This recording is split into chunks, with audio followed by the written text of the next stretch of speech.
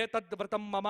కాబట్టి మీనరాశి వారు ఎక్కువగా గుళ్ళల్లో గడపండి, దైవారాధన చెయ్యండి, మంచి పనులు చెయ్యండి, భగవత్ ప్రార్థన చేస్తే మీనరాశి వారికి ఈ సంవత్సరం అనుకూలంగా ఉండబోతోంది.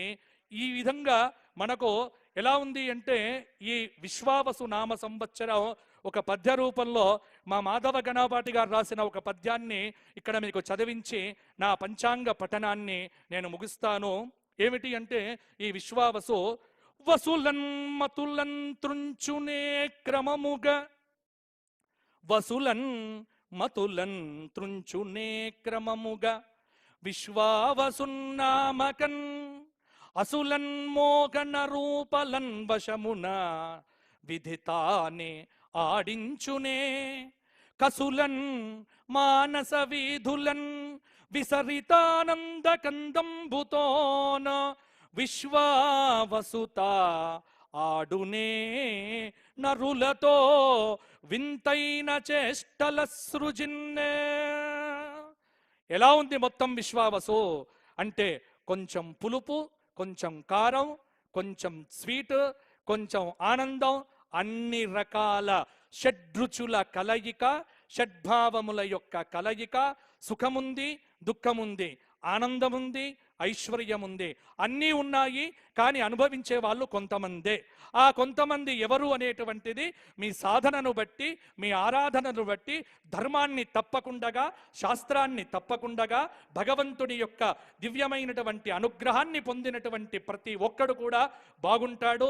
నా తెలంగాణ రాష్ట్రానికి అద్భుతమైనటువంటి రోజులు వచ్చి ఆ స్వామి యొక్క, ఎందుకంటే వెంకటేశ్వర భగవానుడి యొక్క అనుగ్రహంతో విశ్వేశ్వర విలసత్కృప శాశ్వత సత్యామృత ఫల సంపత్కర విశ్వావసురూపంబున విశ్వజనుల కందుగాక విజయాకృతియే. ఇది మా జొన్నవిత్తుల గారు చెప్పినటువంటి మాట. కాబట్టి విశ్వావసు నామ సంవత్సరం మీకు విజయ పరంపరలను కలిగించుగాక. కాబట్టి ఎవ్వరు సందేహాలు విడిచిపెట్టండి, ఆనందంగా పనిచెయ్యండి. ఒక్కటే చిట్ట చివరి మాట ఏమిటి అంటే విశ్వావసు నామ సంవత్సరం కష్టపడే వాడికి మంచి ఫలితాన్ని, సుఖపడాలి అనుకునేటువంటి వాడికి ఇబ్బందికరమైన ఫలితాన్ని ఇస్తుంది. ఈ రెండింటితోనే మీరు అర్థం చేసుకొని మీరు ప్రవర్తిస్తే, ఎందుకంటే వచ్చే సంవత్సరం ఇంకా మీకు ఆ పేరు వింటేనే మీరు భయపడతారు. సరే వచ్చే సంవత్సరం ఎలాగో అప్పుడే చెప్పుకుంటాం కాబట్టి ఆ పేర్లేవి కూడా ఇప్పుడు చెప్పుకోకుండా విశ్వావసు మాత్రము వేదిక మీద ఉన్నటువంటి పెద్దలందరికీ ఆయురారోగ్య భోగభాగ్యములను కలిగించుగాక.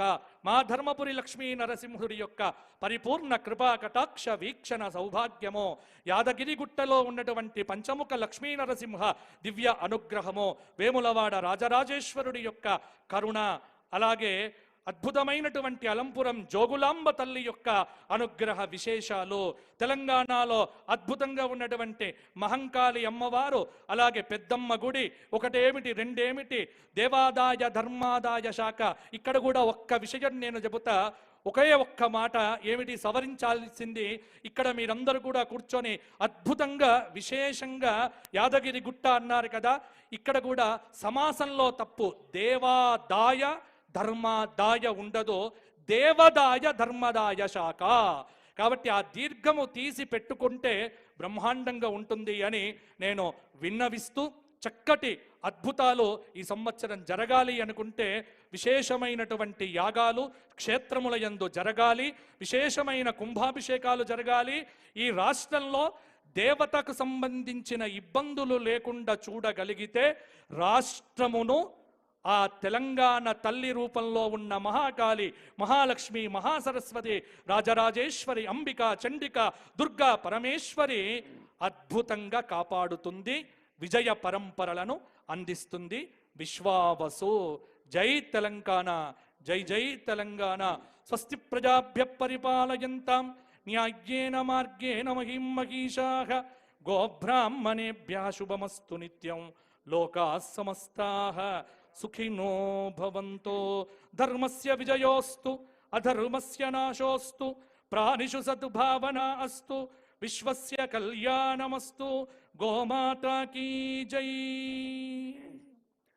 కాలానికి అనుగుణంగా నడిపించే సూచిక పంచాంగం, మన కరదీపిక. పంచాంగ శ్రవణాన్ని అందజేసిన బాచంపల్లి సంతోష్ కుమార్ శాస్త్రి గారికి గౌరవనీయులైన ముఖ్యమంత్రి రేవంత్ రెడ్డి గారి చేతుల మీదుగా సాదర సత్కారం. పంచాంగకర్తకు సన్మానం అవుతూనే గౌరవనీయులైన ఉప ముఖ్యమంత్రి వర్యులు అనంతరం ముఖ్యమంత్రి వర్యుల శుభాకాంక్షలు ఉంటాయి. ఈ కార్యక్రమంలో పాల్గొంటున్న అందరికీ కూడా దేవాదాయ ధర్మాదాయ శాఖ వారు ప్రసాదాన్ని కూడా అందజేస్తారని తెలియజేస్తారు.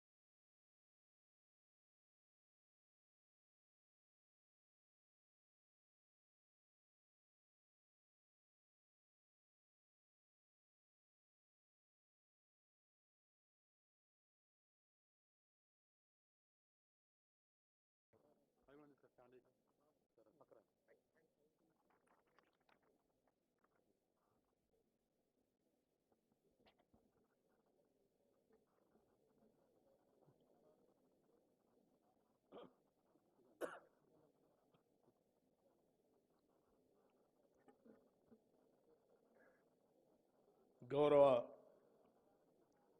రాష్ట్ర ముఖ్యమంత్రి వర్యులు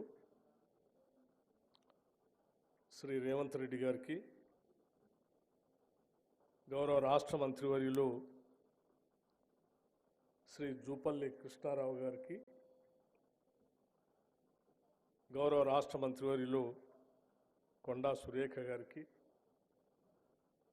గౌరవ పార్లమెంట్ సభ్యులు అనిల్ కుమార్ యాదవ్ గారికి, గౌరవ శాసనసభ్యులు శంకర్ గారికి, గౌరవ శాసనసభ్యులు అడ్లూరి లక్ష్మణ్ కుమార్ గారికి, రాష్ట్ర ప్రభుత్వ చీఫ్ సెక్రటరీ గారికి, అట్లాగే